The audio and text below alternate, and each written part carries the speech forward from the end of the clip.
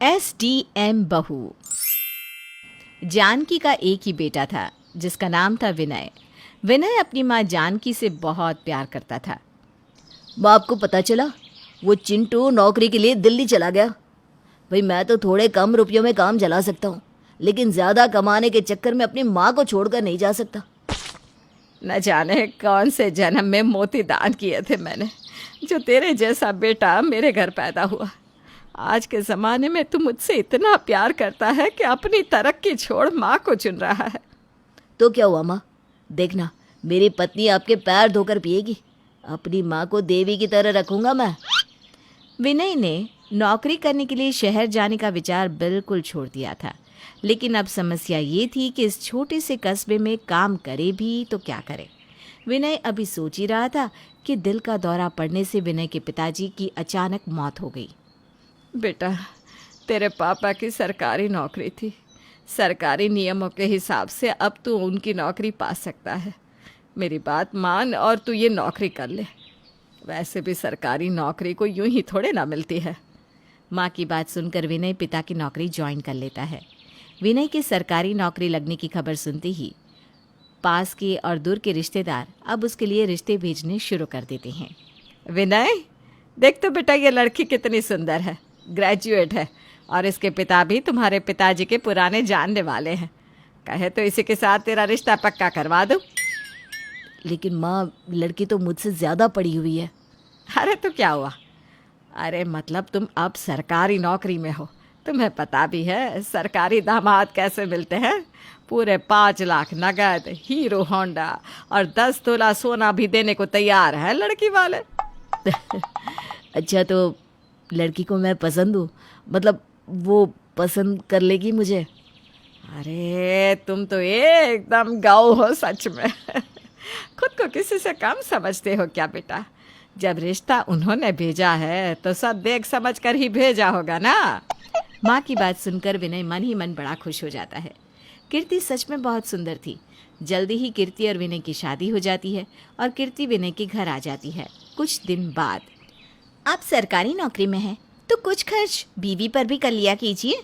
सारा पैसा माँ के हाथ में थमा देती हूँ, मेरे भी तो कुछ खर्चे होते हैं। अरे ऐसी बात नहीं है, अब जितनी तनख्वाह है उसमें माँ किसी तरह घर चला रही है। कुछ बचता ही कहाँ है जो मैं तुम्हें दे पाऊँ। शादी के समय तो तुम्हारी माँ ऐसे सरकारी नौकरी की ढोल बजा रही थी जिसे न जाने कौन सा कुबेर का खजाना मिलता है तुम्हें। अगर इस नौकरी से घर नहीं चल रहा तो कोई ढंग की नौकरी ढूंढो।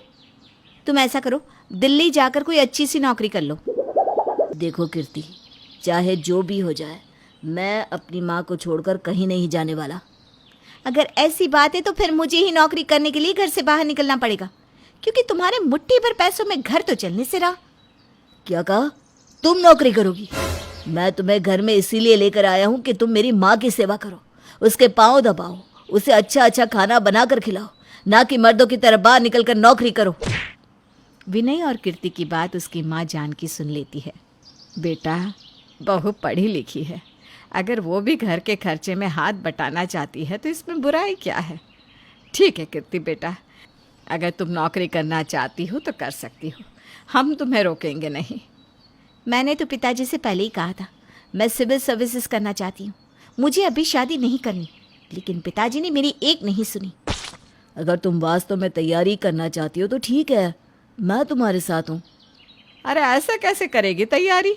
अगर ये किताबों में दिमाग खपाएगी तो इसे रोटियां क्या मैं बनाकर खिलाऊंगी? अरे नौकरी की बात और है, घर में 4 पैसे आते हैं, लेकिन ये तैयारी वैयारी करने की कोई ज़रूरत ना है। अरे करने दो ना माँ, घर के काम मैं कर दिया करूँगा। अब इसके सपने पूरे करने की जिम्मेदारी भी तो मेरी ही है ना। एक बार इसकी नौकरी लग जाए फिर हम दोनों मिलकर तुम्हारी बहुत सेवा करेंगे। क्यों कीर्ति, सही कहा ना मैंने?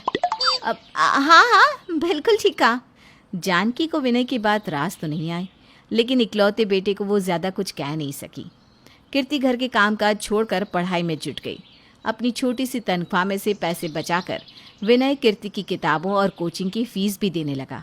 बेचारी जानकी के तो अरमानों पर पानी फिर गया। उसने सपने देखे थे कि बहू से सेवा करवाएगी, पैर दबवाएगी। यहाँ तो उल्टा, दोनों माँ बेटा बहू की सेवा कर रहे थे। खैर, बहू की नौकरी लगने के अच्छे दिन आएंगे, इस उम्मीद में धीरे धीरे समय बीतने लगा और 2 साल के बाद सिविल सेवा का रिजल्ट घोषित हुआ। माँ माँ, मैं तो खुशी से पगला रहा हूँ।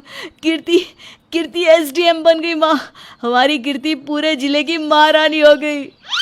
विनय पागलों की तरह नाच रहा था और कीर्ति को विनय के इस तरह नाचने से कुछ अजीब महसूस हो रहा था। विनय, क्या शोर शराबा मचा रहे हो?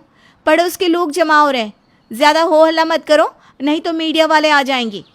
अरे बहू, खुशी की बात है ये तो। और मीडिया से हमें कोई डर थोड़ी ना लगता है। मैं ही न्यूज़ वालों को बताऊंगी कि मैंने कितनी मुश्किलों से अपनी बहू को एसडीएम बनाया है। हाँ।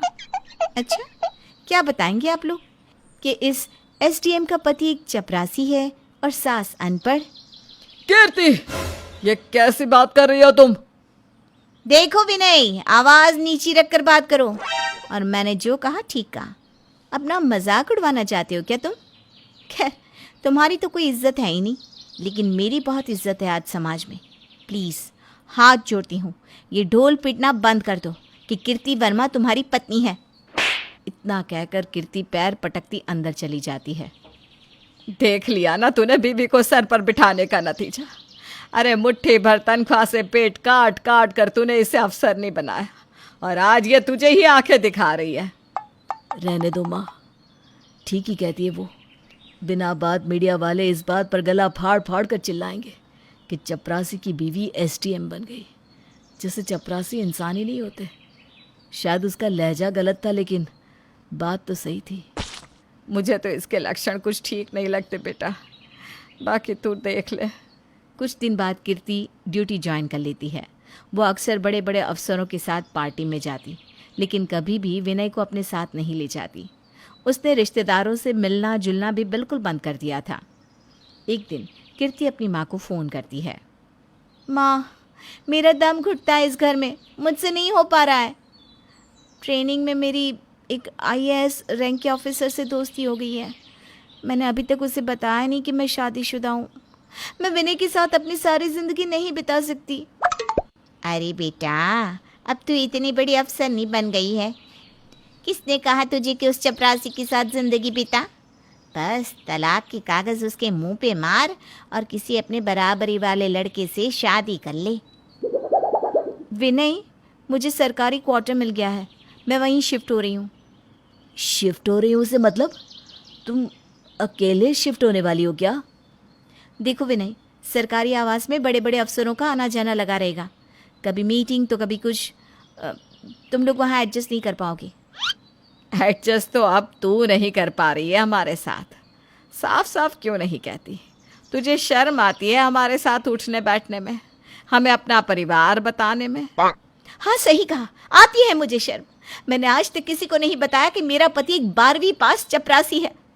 तो जब तुमने मुझसे शादी की थी तब क्या मैं कहीं का राजकुमार था? तब भी मैं 12वीं पास चपरासी ही था, जिससे शादी करने के लिए तुम्हारे पापा कुछ भी करने को तैयार थे। इसी चपरासी ने तुम्हें घर गृहस्थी छुड़वा कर आगे बढ़ने का मौका दिया। मेरी माँ ने दिन रात तुम्हारी अपनी बेटी की तरह सेवा की, तब जाकर तुम आज ये रौब और रुतबा लिए घूम रही हो। कौन सी सास बहू को बनाकर खाना खिलाती है, उसके कपड़े धोती है, बर्तन साफ करती है?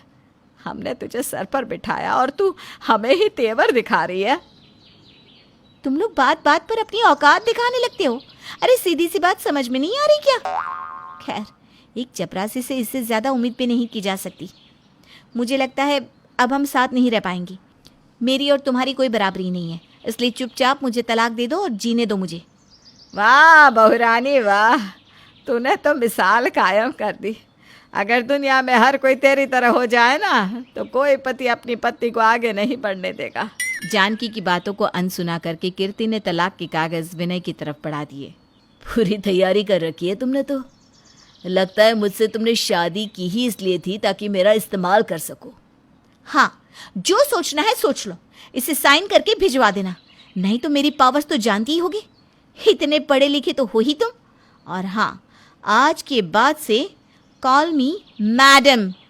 विनय और जानकी आंखों में आंसू भरकर कीर्ति की ओर देख रहे थे, लेकिन कीर्ति अब बदल चुकी थी। वो वहाँ से निकलकर बाहर चली गई।